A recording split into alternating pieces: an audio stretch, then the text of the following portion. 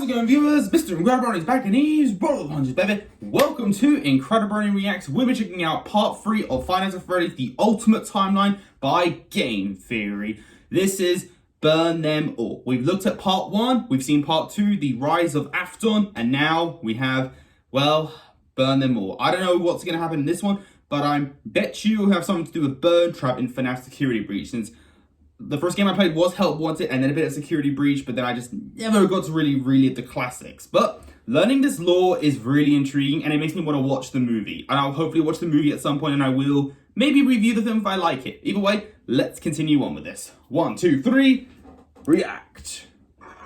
William still wasn't back. Weird. Michael knew his father sometimes traveled for work, disappearing for days on end, but usually there was some sort of notice, a phone call, a post-it, something. It's not like Michael and his father were close, far from it. But as a household of two William descended into madness. And lost, there was at least some element of communication between the two of them. They were united by a name and a shared pain. This time, though, things felt different. William had left nothing. His absence was longer. There were no check-ins, no updates, just silence. Something had happened. If there was one thing Michael knew about his father, it was that he had contingencies, safety checks, backup plans. His father was a careful and guarded man. He held his cards close to his chest, and as such, William had prepared him in the event that something like this ever happened. Normally, his father kept his home office locked, but in the event of an unexpected, prolonged absence, Michael had been instructed to enter his father's office and look behind an empty set of shelves mounted in the corner of the room. Rolling his eyes, Michael entered the office. He never fully understood how William was able to spend so many hours of his days locked up in here. There was just nothing to do. Most of this place was empty. He dragged himself. He was just there ruminating on his to crimes. find an emergency contact list, a family safety deposit box. But what he actually found there was completely unexpected. Revenge. Papa,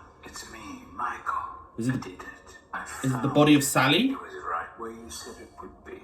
The shelf swung open and revealed a giant industrial elevator, one that led straight down into an underground bunker. But oh, is this location? Possible? Hidden inside his childhood home was a secret entrance to an enormous underground science lair? It didn't make any sense. Seriously, it didn't make any sense. And yet, here it was. That's very weird. Directly underneath the floor plan of the house that he'd grown up in, lost his brother in, been tortured in. Michael thought that he'd known his father, a prideful, sad, angry man with petty, everyday problems, but clearly he'd been living with a stranger this entire time. His father had secrets. Suddenly, the days of William being locked inside of his office made sense. He'd been here the entire time. Where was here, though? Was this How did he build this place? And rentals? The Circus Baby restaurant always did seem to be a deeply personal project for father. A failure of his that cut unusually deep, especially after that first location had to be closed prematurely due to the gas leaks. After that day, father really did seem to change, to lose himself even more in his work. For the worse, Clearly, that the is. entrance he had found was some sort of secret back way into the facility, one that required crawling through vents to navigate. His father had been working here, but in secret.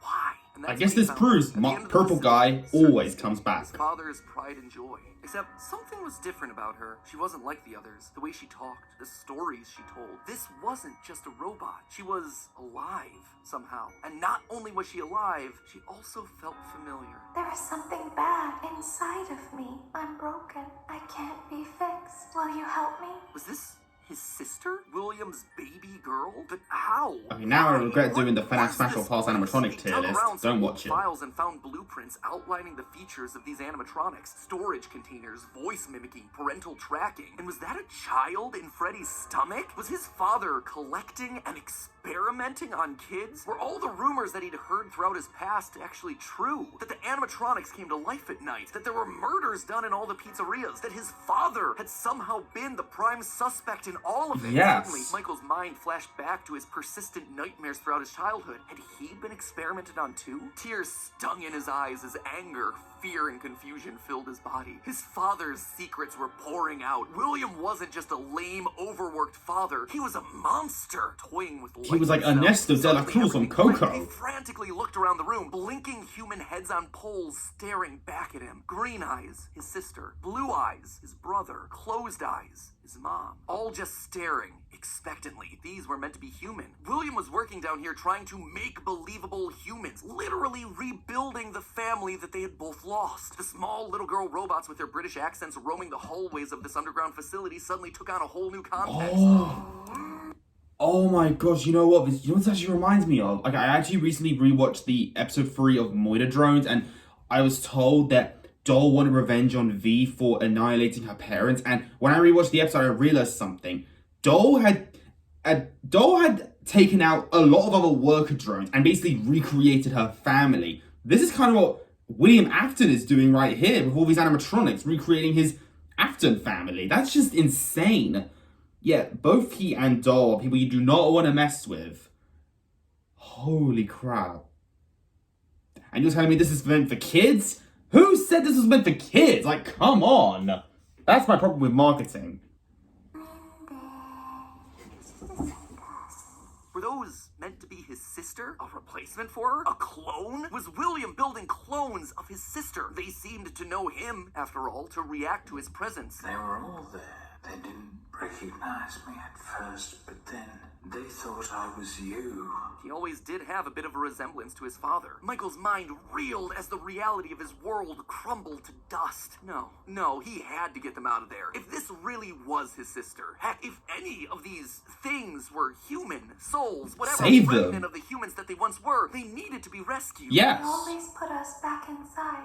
There's nowhere for us to hide here. Led by the voice of Circus Baby, he marched through the now empty halls of the Funtime Auditorium. He would lead them. But it's a trap, right? Doesn't that link to the scooper? Finally, he would be able to forgive himself I know about the for the killing scooper. of his brother so many years. You are in the scooping room now. Oh, I was right. The scooper only hurts for a moment. Scooper? That violent extraction arm? Michael had seen that one in the pile of blueprints. Something about heat rendering Oh my magical gosh, it's like the silver Don't Come metal Crying inside. music video all over Reality, again. Prior to getting The himself reaction to spring-locked that. and put behind the wall, William's methods had become increasingly sophisticated, with a mechanized arm that could infuse new bodies with the soul. William could finally give and take away life. The only thing he needed were the bodies. But William wasn't the only one looking for bodies, as Michael was about to learn. But if we looked like you, then we could hide. If we looked like you, then we would have somewhere to go. Michael was going to be the hero to help these animatronics, all right. He was going to help the haunted tubes and wires of these animatronics escape, just not the way that he anticipated. His sister had lied to him. Another game of pretend. The scooper plowed forward, digging its extraction arm into his body. As he heard his bones ripping through his flesh, Michael blacked out. But something is wrong with me. I should be dead, but I'm not.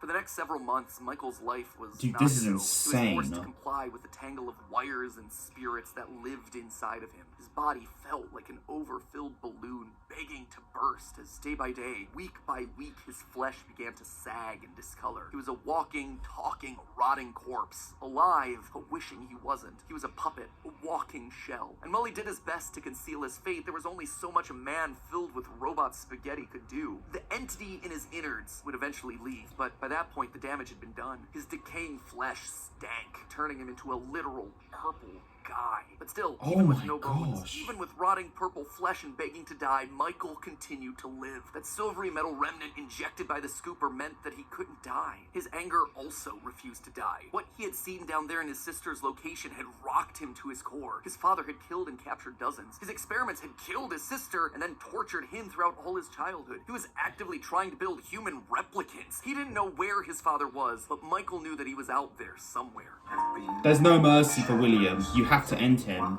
thing left for me to do now. I'm going to come find you. Michael had to correct for the sins of his father. He had to make things right. That's it, would Michael. burn Fazbear Entertainment to the ground. I mean, what else could you do when your skin was permanently purple? Michael's Yeah. strategy was simple. He would apply for night security guard positions at the old defunct pizzeria locations. That explains way, the no one title, ever had Burn to Them see him All. Or smell him during his shift. And all these old, shuttered locations did need guards. Teenage vandals and squatters were always looking to get inside these abandoned buildings, and yet no one ever really wanted to work an overnight graveyard shift unless they were practically out of options. Enter Explains the movie one by trailer one, of he would take teenagers on the breaking job in of and security destroying the guard, place. changing his name each time to ensure that no one was able to follow his paper trail. Once inside, he could tamper with the animatronics and figure out how they worked, writing about his experiences in his security logbook. While there, he would listen to the old tapes where upper management awkwardly welcomed new recruits to their summer jobs, even though he was working there nowhere near the summer months. He heard the gory details of his father's franchise from the outsiders looking in, confused and afraid about what was happening in the walls around them. Sometimes he would see his brother in the form of the Golden Freddy suit. It's me appearing on the walls around him. Except now, there was something else there. He was no longer alone. Another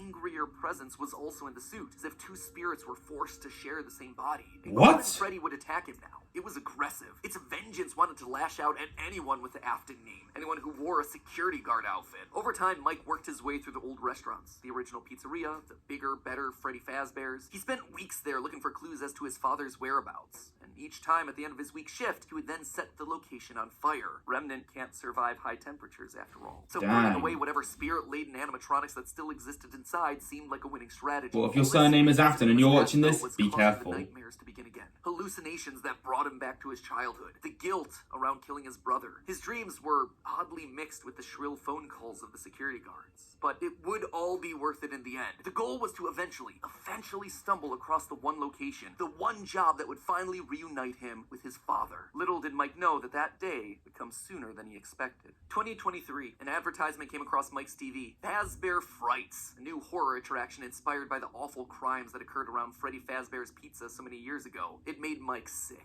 People looking to make a quick buck off the tragedy of others, off his own family. This wasn't a joke or entertainment. Regardless, he had to be a part of it. If this team was combing through his family's history, they might stumble across something that could be useful. And if his father was truly still alive as he suspected, there would be no way that he wouldn't show up here. Maybe Finally, this could be the final chapter in his family's marathon of tragedy. Mike applied for the job and was immediately handed the keys. Years of doing this had taught him that security guards rarely receive thorough security checks. They also liked how creepy Mike looked. They thought it was a costume, on theme for the job. What little they knew. Hey, glad you came back for another night.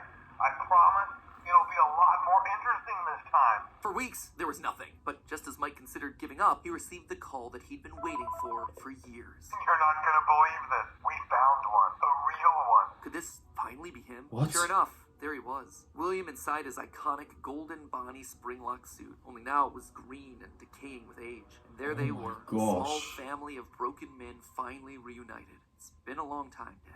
Mike had always struggled with the phantoms of his past haunting him, but now all the animatronics he'd encountered over the past months, hopping from pizzeria to pizzeria, suddenly sprang to life, their burned faces haunting him as he tried to keep track of his father on the cameras. It would seem that William's mere presence had put the spirits on high alert. Ultimately, they were harmless, more annoying than anything else, but there was one that felt different from the others, one that was more than just a mere phantom. Which one? The security puppet. If he looked at the cameras at just the right moment, he could see it floating there through the halls. He could even see its reflection in the water pooled on the ground. It would seem like he wasn't the only one there on a mission. While he was dealing with Springtrap, Michael assumed that this one was likely dealing with the spirits of this place, finally setting them to rest. Hopefully this means a happier day for all of us, Mike thought to himself. And in that moment, he felt the air around him release, like pressure being let out of a bottle. The building sighed, as if 5 spirits had finally been allowed to move on. He had the sense that his brother was a part of them. He rigged the wiring inside the building to misfire, and the dry, desiccated walls erupted in flames. It is finished. Except it was not. Somehow, through sheer force of will, Afton remained. The journey never ends. And Mike would need to find a new way of finishing off his father. Luckily, the solution would present itself later that year. Not from Mike, but from another victim that had been left in his father's wake. You're talking about becoming a Fazbear Entertainment franchisee. Restaurant ownership and management. Something almost anyone can do with a limited degree of success. You are now the face of the newly rebranded Freddy Fazbear's Pizza. Fazbear Entertainment, the brand, had been closed for years.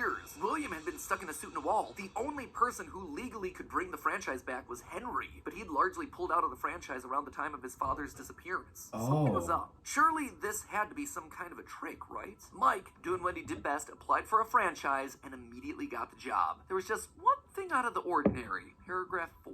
If you are playing this tape, that means that not only have you been checking outside at the end of every shift, as you were instructed to do, but also that you have found something that meets the criteria of your special obligations under paragraph 4. No employment contract he'd ever signed required him to keep special lookout for independently What is it all about? products outside the restaurant. Now he knew something was up here. Henry was luring them all back. Rather than trying to go to them, like Mike had done for years, Henry was doing the opposite. He was putting them all under the same roof. He was finishing them off for good. Mike knew this wasn't meant to be a restaurant. It was meant to be a prison. A A containment vessel, a Oh. locked box meant to trap them all in so they could Oh, it's like finally that Star end the Wars quote. madness. It's a trap! Nights, but eventually everyone was there. His father, the puppet, the robot spaghetti says that that? had once violated his body, and his sister, now hopelessly devoted to serve the man that had once gotten her killed. It was time. He had been instructed to seal the doors and leave, but while he locked everything down, he didn't move on. If this was truly meant to be the end, if the remnant needed to be washed away, he needed to be a part of that. This is where your story ends. And to you, my brave volunteer, who somehow found this job listing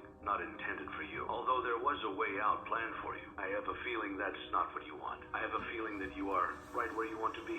And to you monsters trapped in the corridors, be still and give up your spirits. They don't belong to you. For most of you, I believe there is peace and perhaps more waiting for you after the smoke clears. Although for one of you, the darkest pit of hell has opened to swallow you whole. So don't keep the devil waiting, old friend. And with that, Holy so crap. Afton Legacy died with all of them trapped inside of a literal box. As the flames danced around the office, Mike, for the first time in decades, was happy. But William wasn't gone yet. Although the darkest pit of hell was open and waiting for him, something or someone wouldn't allow him to move on. Instead, he found himself locked in moments from his past. The pizzeria, his son's room, his underground bunker. It was as if his brain's neurons were all firing at once, overloaded, mixing and matching all his biggest fears, regrets, failures. What was this place? How did he get here? He called out into the silence. Oh my Day gosh. started coming. Without warning, animatronics, both new and old, began to jump out at him, bite him, rip him limb from limb. The pain was immeasurable. Make it stop. Make it stop. William, for the first time, longed for death, an end to this torture. Just as it felt like he couldn't take it anymore, everything was quiet again. It was as if the world had been reset. There was a brief moment of quiet, and then the onslaught began again. Dozens of faces from his past, all focused on him. A waking nightmare that he couldn't escape from. More pain, more ripping. It was his own personal hell, but why? Why couldn't he just die? And then he saw them, a group of characters he never thought he'd see again. Those janky, stolen characters that had started everything. The mediocre melodies. It had all What? started to go wrong once they showed up. Once Henry had made them. But mixed in with their obnoxious southern drawls, William heard something else. It was barely a whisper, but he could just make out the words. He tried to release you. He tried to release us. But I'm not gonna let that happen. I will hold you here. I will keep you here. No matter how many times they burn us. That voice. He knew that voice, but from where? Greetings from the fire, and from the one you should not have killed. The one he shouldn't have killed. I'm so William felt uncomfortable he'd with done this. a lot of awful things, but there was always the one that stood out. Not Charlie, his drunken act of revenge. Not Susie, his first true murder. No. Instead, it was the one that he had lost control with. The one that he had broken beyond repair for no good reason other than because he could. The one that he'd stuffed inside the golden bear that his partner used to wear. Cassidy. They were back. And now they were trying to punish him, to make him suffer like he'd made them. The kids were getting It was almost like revenge? William and Cassidy's souls had been locked together, fused by a collective. So the animatronics rage, became spite, sentient, refusing basically. to move on. But while Cassidy was so focused on taking revenge, they actually did the one thing that would be the downfall for so many others. They kept William alive. Even though fire should have destroyed the remnant What? coursing through his being, Cassidy kept William breathing. Why? For his escape. Just William's end will him. was so strong. His soul so powerful that he managed to put a part of himself inside the circuitry that housed the spring-lock suit. And there, his consciousness lay, inside a single circuit board, waiting for someone to find him and set him free. A Glitch person trap. that no one would suspect. Okay, so a bit of a shorter chunk, but an important one as we shift perspectives to Mike and tell his side of the story. And with FNAF VR, AR, and Security Breach having so much to explain, I didn't want to rush through things by trying to cram it all in here. Don't worry, I know you've all been patient. The final video is happening on March 25th. That is locked, it is getting ready to go. Trust me, I want this thing to be over and done with as much as you. I am not just stretching it out for the views. But before we wrap up for the day, I did want to talk about the big Orville elephant in the room, Mike's quest for revenge. You might have noticed that I was vague about the dates, and there's good reason for that. I don't know him. There is no good way for me to make them fit in. Here's what I do know. We know with a high amount of certainty that Michael Afton is the character that we play as up until Ultimate Custom Night. Okay. Mike Schmidt and Fritz Smith, the security guards for FNAF 1 and FNAF 2 respectively, get fired for, quote, tampering with the animatronics and odor. So weird connection between the two of them, right? But now, look at the phantom animatronics that are haunting us in FNAF 3. They use models from both FNAF 1 and FNAF 2, meaning whoever is sitting in that security guard chair, Fazbear Frights, they have to have seen both locations and their animatronics. And that's not all. their designs are burnt. It's a weird detail in the game, and it's something that the character encyclopedia repeatedly calls attention to. The burned texture for these phantom animatronics. Why is that so unusual though? Fazbear Frights is the first time in the franchise that we hear about anything burning down. From that point on in the story, it's like the characters turn pyro and are suddenly setting fires left and right. But for the first 3 games, nothing ever catches fire. The animatronics are just moved or repurposed in some way. So when did they burn? And why would our security guards see them as being burned? Someone has to have been going location to location, setting these places on fire, purging the sins of the past. We know we're definitely playing as Mike and Sister Location in FNAF 6 based on the in-game dialogue. And in FNAF 4, there's an Easter egg where we can hear the phone call from Night 1 of FNAF 1, meaning that whoever's in that bedroom has heard the recording as a security guard. We also know that Mike has seen the nightmare animatronics based on his drawings in the security logbook. So overall, there is solid evidence that connects all of FNAFs 1 through 6. You'll also notice how the character encyclopedia doesn't have a page for Mike Afton. This thing has a page for Chocolate Bunny Bonnie, but not Michael. Some tells me they don't want us to confirm how many games he's been in, because that would confirm too much of the theory. In short, this gives us an incredibly compelling and complete narrative. Mike as our protagonist, and William, his father, as our antagonist. Mike accidentally kills his brother in Fredbear's mouth, which begins our story and sets William down his pathway of destruction. Mike is then haunted by the guilt of his past and is looking to make things right across the rest of the games. In Sister Location, he learns what his father's been up to and realizes what he has to do to correct it. After failing to finish the job in FNAF 3, he ultimately helps Henry end it all in FNAF 6. It is great. It is a clean narrative. There is just one problem: timing. Mike's quest can't really start until he's been down to Sister Location, seen Baby, and gotten himself scooped. That's when he finds out about Afton's secret life. It's also when he's gonna start to smell, because, you know, he's a walking, talking, rotting corpse. And we know that he's not going down into the bunker until the Funtime animatronics have been made, Freddy's has been closed, and Afton is out of the picture. That all should be happening post-1993, after William is sealed behind a wall. But that then presents us with a few problems. Afton has already dismantled the original animatronics as we see in the FNAF 3 minigames. How are those things getting burned if they're already deconstructed? But more importantly, we see FNAF 2 paychecks with the date 1987. That is way earlier than I think it can be. To be fair, Fritz Smith's pink slip on night 7 doesn't have a date, but it's a bit weird to say that the first few nights are in 1987 and then employee number 3 is hired on years after the restaurant closes. Anyway, just wanted to call that out because I don't have a solid answer for it, and I'd love to see your comments down below. And with that, my friends, this chapter comes to a close. We'll see you on March 25th for the grand finale as we cover the final 3 games of... Okay, that was exciting. That was definitely my favorite one so far. I think this one was the most shocking, honestly. It just gets crazier and crazier, this FNAF lore. And there's only one part left. I cannot wait to react to it. Not today, of course, but I know, but judging by that, it's going to have Help Wanted and Security, which those are the games I've played, so I cannot wait for that. But viewers, if you enjoyed this particular video, leave a like on it. Don't forget to subscribe if you're interested. Follow me on Instagram, link down below. And until then, stay positive, keep calm, stay safe, be incredible. As always, Brony on. Peace.